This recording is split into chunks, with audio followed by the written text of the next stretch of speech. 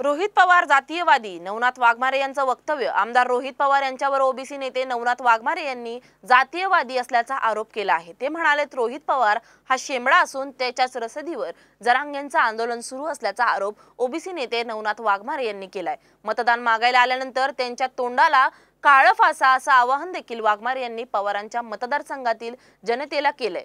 त्यांच्याशी बातचीत केली आहे आमचे प्रतिनिधी अजय गाढे यांनी. निवडणुका ह्या ओबीसी आरक्षणासहित घेण्यात यावा असाच अलीकडेच निर्णय घेण्यात आलेला आहे. याच विषयावर आपल्यासोबत बोलण्यासाठी ओबीसी नेते वाघमारे साहेब आहेत. सर, काय सांगणार?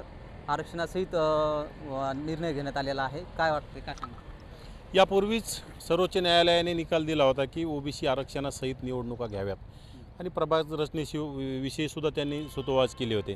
परंतु काही जातीवादी आणि बिंडोक लोकांनी कुठेतरी ओबीसींना स्थानिक स्वराज्य संस्थेमध्ये आरक्षणाला विरोध करण्यासाठी सर्वोच्च न्यायालयामध्ये रिट याचिका दाखल केली होती. त्या रिट याचिकेवर पुन्हा सर्वोच्च न्यायालयाने परत एकदा सांगितलं आहे की ओबीसींच्या आरक्षणासहितच 27% आरक्षणासहितच स्थानिक स्वराज्य संस्थेचे, ज्यामध्ये जिल्हा परिषद असेल, पंचायत समिती असेल, नगरपालिका, महानगरपालिका, ह्या निवडणुका घेतल्या पाहिजे. कारण की आरक्षण ज्या जातींना प्रतिनिधित्व मिळत नाही त्या जातीसाठी आरक्षण असतं आणि ते सुप्रीम कोर्टाने शिक्कामोर्तब करून ही ज्या जातीवादी आणि ओबीसी आरक्षणाला विरोध करणाऱ्या बांडगुळांच्या थोबाडात सपराक मारलेली आहे आणि ती काल सुप्रीम कोर्टाने दाखवून दिले की ओबीसींच्या नादाला लागाल तर नक्कीच तुम्ही सुद्धा येणाऱ्या काळात संपाल, असं सुप्रीम कोर्टाने सांगितले.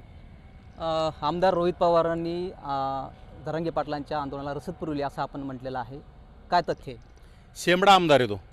कुठलंही म्हणजे त्याच्या सोशल मीडियाचे जे अकाउंट्स आहेत त्याच्यावर सर्व जाती धर्मातील महापुरुषांचे फोटो लावण्याचं काम केलं. परंतु अतिशय जातीवादी असणारा जरांगे उपोषण सोडून पळून गेल्याच्यानंतर जरांगेला रातोरात आणून बसवणारा रोहित पवार आणि त्यांनी रसद पुरवण्याचं काम केलं. त्याच्या जोडीला राजेश टोपे आणि एकनाथ शिंदे असे अनेक लोकांनी, परंतु प्रमुख त्याच्यामध्ये रोहित पवार वाद वाढवण्याचं काम, सत्ता नसल्यामुळे रोहित पवारांना झोप येत नव्हती, त्यामध्ये त्यांना वाद वाढवायचा होता कुठंतरी. आणि रोहित पवारांना नेता होण्याचे मोठं स्वप्न आहे, बाकी काही नाही. परंतु त्याच्याच मतदारसंघामध्ये आज क्रांतीसूर्य 2 दिवसापूर्वी क्रांतीसूर्य महात्मा ज्योतिराव फुले यांच्या फलकाचं नासधूस झाली, त्यावर रोहित पवारांना बोलायला लाज वाटते. आणि राज्यभर फुले शाहू आंबेडकरांच्या विचाराचे आम्ही पाईक आहोत म्हणून सांगत फिरणारे पवार कुटुंब, त्याचे आजोबा शरद पवार असतील, त्याची आत्या जी ज्योती माता सावित्रीबाई फुले यांनी महिलांना शिक्षणाची दारे खुली केली म्हणून त्यांना खासदार होता आलं, अशी त्यांची आत्या असेल, आजोबा असेल, यांचा वारसा चालवणारा बिंडोक आणि शेंबडा रोहित पवार तिथं बोलायला त्याला लाज वाटते. आणि इकडं जालना जिल्ह्यात येऊन जातीवाद वाढवण्याचं काम करतो, बीड जिल्ह्यामध्ये येऊन जातीवाद वाढवण्याचं काम करतो. असा हा रोहित पवारांना येणाऱ्या काळात त्या कर्जत जामखेडच्या लोकांनी मतदान मागायला आल्या त्याच्या थोबाडाला काळं लावण्याचं काम केलं पाहिजे आणि खरं तर त्याला बुटाडाने हाणलं पाहिजे. कारण की तो अतिशय जातीवादी. शरद पवारांना सुद्धा येणाऱ्या काळात जाब विचारला पाहिजे लोकांनी.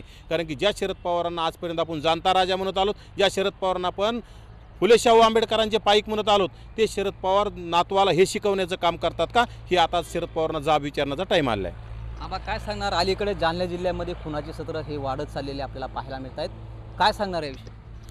नक्कीच त्यामध्ये ते जे मर्डर्स झालेत, खून झालेत, यामध्ये पोलीस प्रशासनाने या जिल्ह्याचे पोलीस अधीक्षक सन्माननीय आपले बन्सल साहेब यांनी याच्यामध्ये लक्ष घातलं पाहिजे आणि जे मारेकरी असतील यांना तात्काळ अटक केलं पाहिजे, कठोर शासन केलं पाहिजे आणि गृहविभागाचा वचक काय असं हे दाखवून दिलं पाहिजे. कारण की येणाऱ्या काळात अशा घटना घडल्या नाही पाहिजे.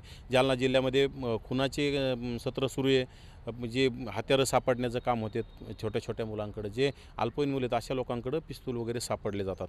परंतु आपल्या जिल्ह्याचे जे स्वतःला स्वयंघोषित आता संघर्ष योद्धा म्हणून घेतात, हे बीड जिल्ह्यात जाऊन नाक खुपसण्याचं काम करतात. पण स्वतः ज्या मतदारसंघामध्ये आपण आंदोलन करतो, ज्या मतदारसंघ अंतरवाली सराटी ज्या मतदारसंघामध्ये येते, त्या मतदारसंघामध्ये 3-3 मर्डर एका आठवड्यात होतात, तिथं त्यांना बोलायला टाईम नाही. म्हणजे खरं तर ह्या बिंडोक असणाऱ्या जरांगीला आता बीड जिल्ह्यात हाकलून द्यायची वेळ आली. म्हणजे सासऱ्याचे तुकडे मोजणारा जरांगे इथं बोलण्याऐवजी तिथं जाऊन बीडमध्ये जाऊन जातीवाद वाढवण्याचं काम करतो. मग या मर्डर्स होत असताना, अन्याय होत असताना इथं जातपात आपण बघितली नाही पाहिजे. अन्याय होणारा किंवा अन्याय करणारा याची आपण जात कधी नाही पाहिली पाहिजे. अन्यायाला न्याय देण्याचं आपण केलं पाहिजे. ते कुठल्या जातीचं असेल आपण त्यांच्यासाठी बोललं पाहिजे. परंतु जरांगे फक्त ओबीसीच्या विरोधात बोलण्याचं काम करतात आणि पाठीमागं सुद्धा आपला अन्व्याचा कैलास बोराडे असेल त्या प्रकरणात त्यांनी तोंड दाखवलं नाही. तिकडं माऊली सोट असेल याचा धनगर समाजाचा लातूर जिल्ह्यातील त्याच्यावर सुद्धा बोलले नाही. परंतु इथं कुठंतरी धनंजय मुंडे, पंकजा मुंडे इथं TRP मिळती यांच्या विरोधात कुठंतरी ते समजा काही प्रकरणं काढायचे आणि बीड जिल्ह्यात जाऊन पडून राहायचं. काही बी आपलं प्रत्येक गोष्टीचा काय इव्हेंट करता येईल याच्यावर लक्ष त्यांनी आता ह्या प्रकरणावर सुद्धा बोललं पाहिजे. आणि ह्या मतदारसंघात तुम्ही आंदोलन करता, तुमच्यावर कुठंतरी काहीतरी जबाबदारी आहे त्याच्यावर तुम्ही बोललं पाहिजे.